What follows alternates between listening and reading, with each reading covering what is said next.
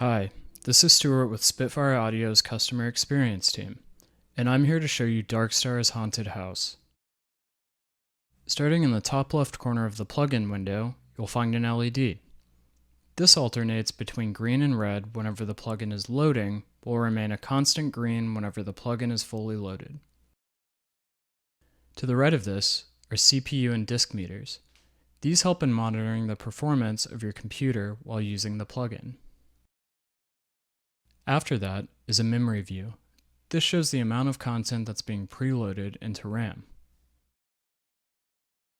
Following that is a voices view. This shows how many streams of audio are being played at once. To the right of the voices view is a refresh control. Clicking on this will refresh the plugin instance, while Option or Alt clicking will refresh the plugin entirely.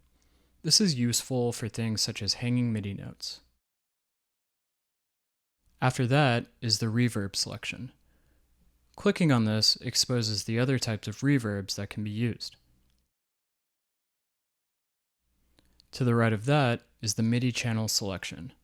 This defaults to any, but MIDI channels 1 through 16 can be selected if need be.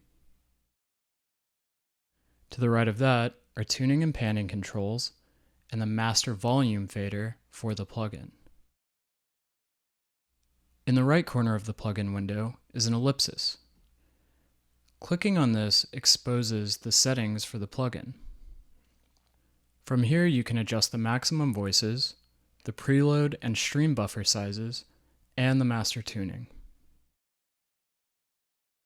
Beneath the top row of controls is a drop-down menu. Clicking on this exposes all of the available presets for the plugin.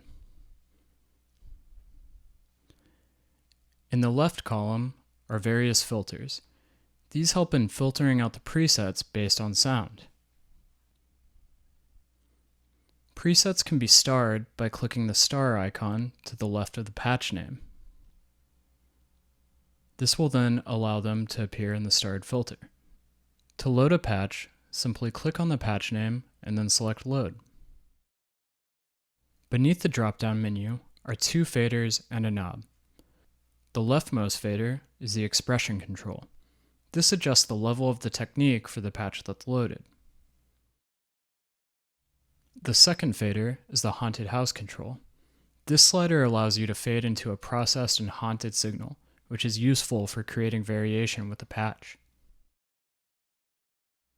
To the right of that is the knob. Clicking on this exposes the available controls for the loaded patch.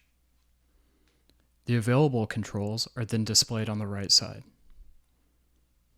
For this patch, the available controls is attack, which adjusts the attack time of the amplitude envelope, release, which allows you to change the amount of release trigger that you hear, which only applies to the long patches, reverb, which controls the amount of reverb being added, delay, which controls the amount of delay being added,